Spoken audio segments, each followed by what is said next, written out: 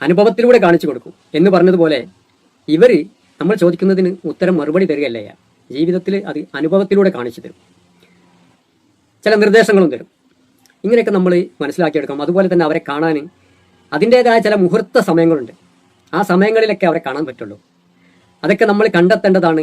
അതിന് നമ്മൾ ചില റിയാദകളൊക്കെ എടുക്കേണ്ടതാണ്. റിയാദകൾ എന്ന് പറഞ്ഞിട്ടാണെന്ന് വെച്ചെങ്കിൽ ചില നിയ്യത്ത് കരുതിക്കൊണ്ട് നമ്മൾ ഇരിക്കണം, അതിന് സമയം കണക്കാക്കണം, പല കാര്യങ്ങൾ ചെയ്യാനുണ്ട്. അതിന് തപസ് എന്നും പറയും, ഇപ്പം സന്യാസം, ധ്യാനം എന്നൊക്കെ പറയാം. മനസ്സിലായോ?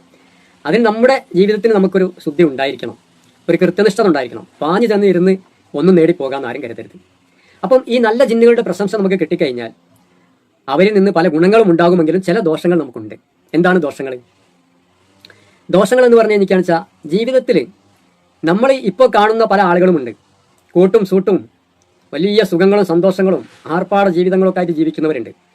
അതൊന്നും അവരിൽ നിന്ന് പ്രതീക്ഷിക്കേണ്ട.